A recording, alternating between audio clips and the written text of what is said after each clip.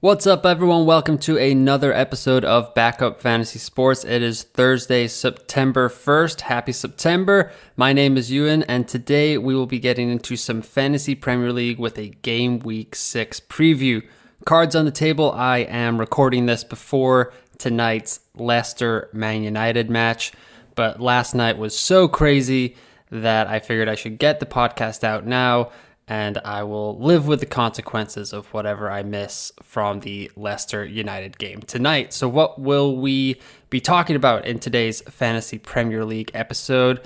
I will be talking about how my team has done in Game Week 5.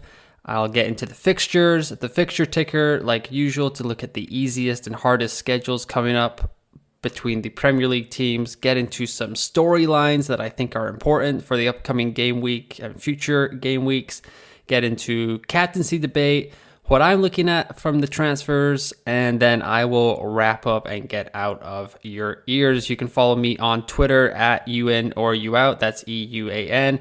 You can like and subscribe to the podcast on Spotify, Apple, Google, and Overcast. But now that that's out of the way, let's get into the episode. So my team is all out with one game to go. Got all my players on the table. I did transfer out Mason Mount, like I said in the last episode of Fantasy Premier League. I couldn't take the Chelsea man anymore. Mason Mount out for Luis Diaz. And it didn't work out for me this week, but I am feeling good for future game weeks. I am on 86 points, all out there. Reece James didn't start, but Andreas Pereira for Fulham is coming off the bench after his strange assist into an own goal from Lewis Dunk on Tuesday night. Sanchez with 1 point for Brighton as they concede a couple of goals and lose their first game of the year. Cancelo got me a goal and a clean sheet. Trent and Perisic blanked. Kept Reece James, like I said. He'll be subbed out for Andreas Pereira's 6-pointer. Pascal Gross and Luis Diaz both blanked for me as well, while Gabriel Martinelli got me a goal and all 3 bonus points as he scored the game-winning goal as Arsenal kept their 100% winning record alive in the Premier League, top of the league for the Gunners. Well done to them.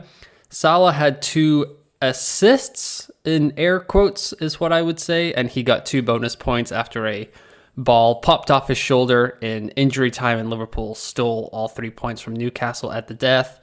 Gabriel Jesus had a goal as well, but the story of the week so far has been Erling Haaland, as I am going to keep calling him because he keeps getting us a haul of points with another hat trick. This guy has taken the league by storm. I think we can just lock him in as Golden Boot winner. He is turning the game on its head after a whole season of Salah as perma-captain.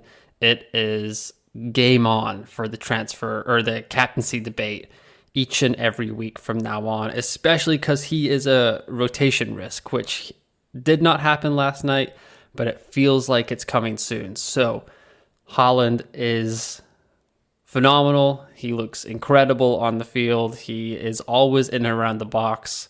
Whenever City kind of are in a scoring position, you kind of just look for that blonde head of hair, and he is usually in the 18-yard or even 6-yard box ready to pounce. He was my captain, so he got me double points. 34 points was huge.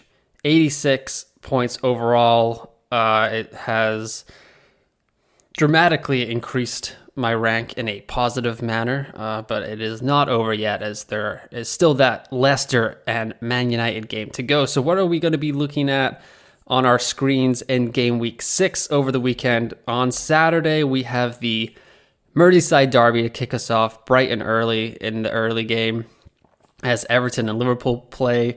Then in the afternoon games, we've got Brentford Leeds, Chelsea West Ham, Newcastle Crystal Palace, Nottingham Forest welcome Bournemouth, Spurs Fulham, Wolves Southampton, and then Aston Villa and Manchester City in the late game. Then on Sunday, we can look forward to Brighton welcoming Leicester and Man United versus Arsenal, which is going to be one of the more interesting versions of that game that I will be looking forward to watching for a while, as those two teams have been a little bit down and out for a couple of years here, but United on the rise. Maybe they can get a result against Leicester tonight, and Arsenal are top of the league, 5 for 5. So good job by them. All the stats I mentioned today are going to come from the Fantasy Football Scout members area. Talked about it tons of times, but great website. Well worth signing up for if you love FPL like I do. Moving on to the fixture ticker here for the next 5 game weeks. The easiest schedules belong to Newcastle, Nottingham Forest, Leicester, Bournemouth, and Leeds. And the hardest schedules, the teams you maybe want to avoid bringing in players on a wild card, I've seen a lot of wild cards already getting played for game week 6, are Wolves, Everton, Arsenal, Tottenham, and Fulham. So quite tricky schedules for some much rostered players there, with Arsenal and Tottenham, and even Mitrovic at Fulham having a tricky task coming up with Spurs and Chelsea in his next 2 games. But Newcastle, very impressive last night. They should feel hard done by to not get a point or even all 3 points out of that game. Liverpool just pressured, and they eventually broke it down. It was questionable how much injury time there was left in that game yesterday, but there was a fair bit of time wasting going on by Newcastle, so it kind of came back to bite them a little bit. Moving on to the storylines here. So the first storyline I have lined up for today's episode is the other premium. So right now, with back-to-back hat tricks, Erling Haaland is not going to come out of my side until I see multiple benchings in a row, a lot of rotation. I just think he has shown us what he can do in a short amount of time on the field, that it's worth having him come off the bench for 30 minutes. Yes, you'll have to take a blank or 2 right on the chin, but I can't imagine going a extended period of time without Erling Haaland in my team this season. So who are the other premium attackers that we can get? Last episode, I pretty much ruled out Son Heung-min, and I stick by that. I don't think he is a option right now. He's just not getting it done in the Fantasy Premier League world. So the other 3 we have are Salah, Kevin De Bruyne, and Harry Kane to choose from. Right now, I have Salah in my lineup. He's the most expensive. He's nailed, just like Kane. KDB did sit for the first time this season last night. He came on, played about 17, 18 minutes. Didn't get a return, but he is probably my favorite out of this group. I think that's a little blasphemous to say for people that have been playing this game for a while, as Salah has been so reliable and ever present in our FPL sides. But so when it comes to Salah, I'm a Liverpool fan, so I have been watching every minute of every game so far this season, and he's just not there. Like this time last season, we were talking about Salah as a Ballon d'Or competitor, candidate. Is he going to win it? That kind of stuff. But right now, he's not the same player. I think it's easy to say like no Mane has influenced this team, but the injuries that Liverpool are suffering right now are really affecting them, especially defensively. Like they look so shaky, but that doesn't matter for Mo. He's playing a lot more wide this season. He doesn't feel like the driving force behind the Liverpool attack. Even like at times watching the Liverpool games, I felt like Harvey Elliott and Luis Diaz have been more integral to Liverpool when they go on the offensive. So at 13 million, Salah is the most expensive player in the game right now. He's very involved. Like he still is getting the returns. Like he has 2 goals and 3 assists this year. His expected goal involvement is 3.67, which is more than Kane and Kevin De Bruyne. Kane is at 3.61, while KDB is at 2.94. but there's something off. I can't tell if it's like Salah has set the bar so high that when he kind of underperforms, it just makes us all freak out, and he just feels a little bit more human than he has done in the past, where he's felt invincible, and every time he gets on the ball, it could be an assist or a goal for the Egyptian king. But right now, it's just not totally clicking. Liverpool are kind of grinding out results. The 9-0 versus Bournemouth was fantastic, but that was Bournemouth. They instantly fired their manager on Monday or Tuesday morning. Scott Parker is no longer with Bournemouth after that 9-0 defeat. But so I kind of went through some of the stats. Salah, KDB, Kane, touches in the opponent's half. KDB leads there. Touches in the final third. KDB also leads. FPL goal involvement. Kane is involved in 50% of Spurs' FPL goals right now, whereas Salah has a third and KDB is at 28.6%. Shots on target. Kane leads 10 with 10 shots on target. Shot accuracy, he's up to 52.6%. That's Kane again. And goal conversion has Kane at 21.1%, Salah at 14.3%, and Kevin De Bruyne at 7.7%. And then over the next 3 game weeks, Salah is projected for 18.7 points. KDB is at 15.9, and Kane is 15.8. So even though like a lot of the stats do favor Salah, there's some secondary stats, like not FPL surface stats, that favor KDB and Kane as well. But I think KDB is my favorite here, as he was just benched, only played those like just under 20 minutes last night. So I think that means he's definitely starting this weekend against Villa. And they play Villa, Spurs at home, Wolves on the road, and then Man United and Southampton over the next 5 game weeks. Whereas Liverpool have Everton at Goodison, Wolves at home, Chelsea on the road, Brighton at home, and Arsenal. And honestly, with the way Liverpool are playing right now, with the depth of their squad, it's going to be very tough for them to get 5 wins out of 5 from those upcoming fixtures, whereas you would expect City to at least go 4 for 5. Maybe they slip up against Spurs. Spurs have kind of had their number recently, but Villa, Wolves is when KDB absolutely destroyed FPL managers last year, when he had 4 goals in like a half. And then United and Southampton at home should be wins for the team in light blue. But yeah, I think with the way that Liverpool are playing, and the way that, like, if you just look how City and Liverpool are playing right now, KDB is probably going to be more involved in more goals for City than Salah will be for Liverpool. I think Salah is going to get more minutes. He's very nailed, even with the Champions League coming up. But I still believe KDB can outscore Salah over that stretch. Plus, for Kane, it would take, for me right now, I do not have Harry Kane in my team. So it would take 2 transfers for me to get him in my side. And I think it's a little scary to have that much dedicated to the forward line, because I still think Haaland and Gabriel Jesus are locks for the front line.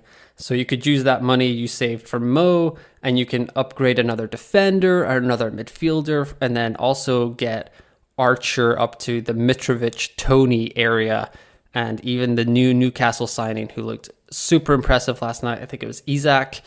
Hopefully I'm pronouncing his name right there. He looked very composed. Probably should have had a second goal. I'm still not sure that was offside on his second goal attempt there. But Kane is nailed. He's going to have the most minutes between him and KDB. Him and Salah is pretty much going to be dead even. And I think Kane feels like the most likely to return every week. But with getting more pieces of the Man City pie is very important for FPL right now. And I think KDB is certainly an avenue to get that. So another storyline is, I'm not sure if I'm stealing this. I'm just expanding on it. So on the Always Cheating podcast, Brandon was talking about little big at the back. Him and Josh have been debating how big at the back do you have to go in the 2022-2023 season. It's been very interesting conversation. Definitely encourage you to go listen to those couple of episodes. I think they were talking about it with their Game Week 4 preview podcast, and then last weekend Ed Gray came on and him and Brandon were expanding on that. So the idea that Brandon had is to still play 4 or 5 at the back, but they don't have to be the massive premium assets. And the more information we get as the season rolls along, the more I find myself agreeing with Brandon on this topic. Trent has failed to impress in 4 of Liverpool's 5 games. Cancelo's 2 attacking returns were an own goal assist. And then last night he had a thunderbolt of a strike, but it had an expected goal of 0.05. Robbo keeps getting subbed off for Tsimikas. James is getting the return, but Chelsea still feel a little bit off at the back right now. They've just signed Wesley Fofana, so hopefully that will help the issue and also secure Trent as the right wing back moving forward. James as the right wing back for Chelsea moving forward. But he is also dealing with an illness right now as he had to sit out the Southampton loss on Tuesday night. And then we've got Perisic at 5.6. We've got Trippier at 5.1. Saliba's 4.7. And Dunk is 4.6.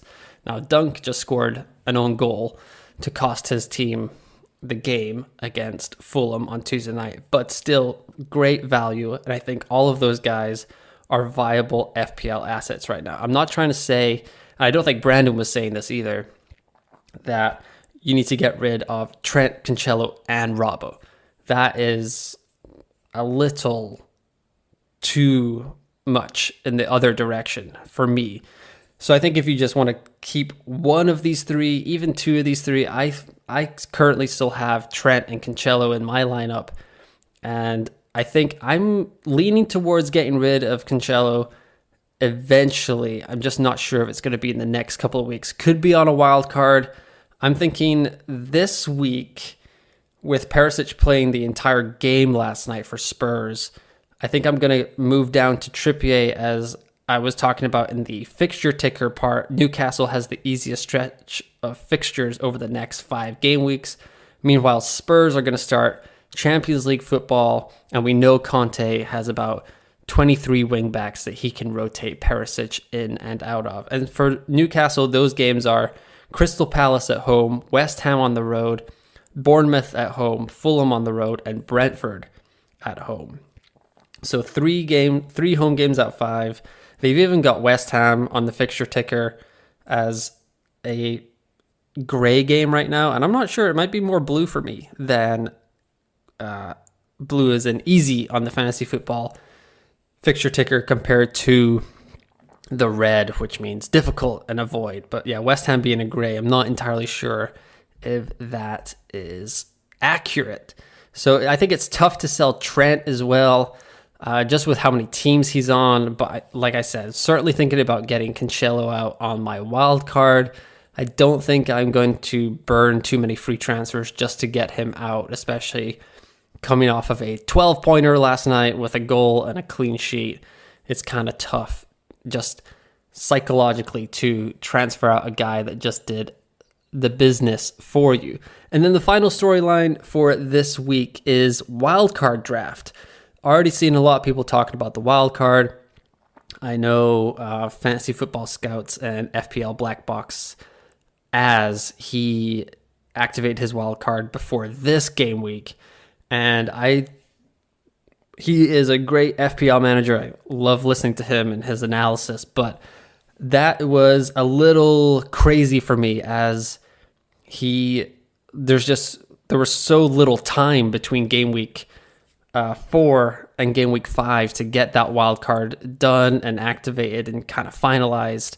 So I don't think I'm going to do that for this week either. Just the game week ends tonight, Thursday, pretty late. So then I would only have Friday before a early Saturday kickoff to get a wild card put together and finalized. But I did put one together just to see how it would look. So what I ended up with, just on a quick draft, is Sanchez and Everson in goal, Trent, Reece James, Kieran Trippier, Saliba, and Nico Williams at the back, KDB, Luis Diaz, Wilfred Zaha, Gabriel Martinelli, and Andreas Pereira in the midfield, and then Haaland, Jesus, and Mitrovic from Fulham up front. I know Fulham have a couple of tough fixtures coming up over the next couple of game weeks with Spurs and Chelsea, but then after that is Forest, Newcastle, and West Ham.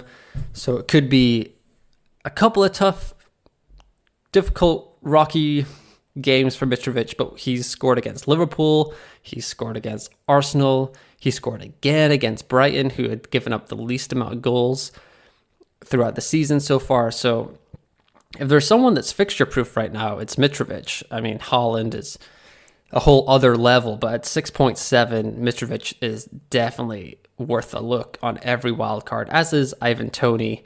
That's why I wouldn't really go Harry Kane as my other premium, because there are these other forward options this season compared to last year, where we were all like just so thirsty for a forward to provide us some points, and it just never happened. But this year is the year of the forward, trademark always cheating, like they say on their podcast too. So I think I would play a 3-4-3 most weeks with that wild card, sub in Saliba and Nico whenever they have a good matchup, or my starters would be questionable to play, with KDB, Diaz, and Zaha and Martinelli manning the midfield, and Haaland, Jesus, and Mitrovic probably banging me 1 or 2 goals every week with that lineup. But I am not going to go there right now. The way I play, like I kind of want a whole week to put together a wild card. That's how I would ideally do it, kind of chase some. I think it was Sam Bonfield on the FPL podcast last week made a great point that when you activate your wild card, like you can kind of chase price rises and avoid price drops, kind of build up your team value, that kind of thing. If you play F1 fantasy, which I will be doing a podcast on tomorrow before the Netherlands Grand Prix, you can kind of like do the same thing. You activate a wild card and you chase all these price rises with the drivers and the constructors, and you build up team value, and you get to spend it a lot more easily than in the FPL game, but it does make for some good strategy. So I think that's why I'm still leaning towards activating my wild card either after. I don't think I'm going to be doing it after game week 6. I'm going on vacation next week on holiday, so I will not be doing a game week 7 preview, and I'll just be kind of tuning out, hopefully just putting a bus team together and enjoying the holiday as the season kicks into high gear with fantasy football season also starting. It'll be nice to have a quick getaway, but yeah, so then I'll come back, and then maybe after the game week 8, we've got the international break, have a lot more time to put together a wild card, chase some price rises, that sort of thing, and just have a whole 8 weeks of data will be a lot more to go off of than 4 or 5 that we have right now. So captaincy, I'm seriously considering Luis Diaz this week against Everton. I'm hoping we can get some team news from Klopp before the fixtures lock in the press conference, that kind of thing. Because I have a weird feeling that Diaz could be a rotation risk. I saw Curtis Jones warming up last night. I saw Joel Matip had a bib on. He was on the bench. Thiago's getting closer. Jota's getting closer. Nunez is going to be back from suspension, so that could be interesting as well. I would think Nunez would come in for Firmino, personally, as Firmino doesn't usually play 3 solid games in a row. So we'll see if Klopp gives anything away in his press conference. But per FPL data on Twitter this morning, Luis Diaz had 9.8 expected points last night, but he only scored 2. So I feel very good about Diaz's involvement, how he's looked in the side, and the fact that it is Everton, it is a Merseyside derby, and I think Diaz is he just seems like a type of player that's going to thrive in that environment, hostile environment. Just his fire and passion at Anfield is great, and to see him kind of like back against the wall in Goodison is going to be fantastic, and I hope that he comes through. He seems to cut in a lot more than Mo right now, and Liverpool, they just might need that moment of magic against Everton with how they're playing. They've had a couple of moments like that already, with Diaz even providing one against Crystal Palace earlier in the season. But yeah, Everton probably going to set up to park the bus, the low block, and Liverpool will have to break them down, and Diaz has the capability to produce that kind of magic needed in a Merseyside derby. But yeah, like I said, Diaz could be a rotation risk. I hope not. But Liverpool do play in the Champions League next week. Haaland, I just combined Haaland and Salah's name right there. Haaland and Salah are always options too. But I've got there's some bad juju going around Salah right now. Bad vibes, not really feeling it. And Haaland seems like a likely candidate to start on the bench against Villa. Like I was saying earlier, even in 30 minutes, he could put away 2 goals and make us look like idiots again. He scored 6 goals inside 70 Premier League minutes over the last 2 games. So it's risky to get off of him as well. But right now, I had a weird, this is hindsight talking, but I remember hearing a stat before game week 4 that Bournemouth gave up the most crosses from on their left-hand side, and Trent had the most crosses. And I was like, Trent should have a good game. Yeah, Trent had a great game. Wish I had captained him. So looking to find a little nugget about Luis Diaz this week and not make me feel better about my contrarian captaincy pick that I am currently thinking about as of 8 a.m. on Thursday morning, September 1st. And that's going to do it for the Game Week 6 preview podcast. You can follow me on Twitter at UIN or UOut. That's EUAN. The Rotoballer Roundtable, hoping to get that out this week. It's going to be a tight turnaround, getting the questions in today.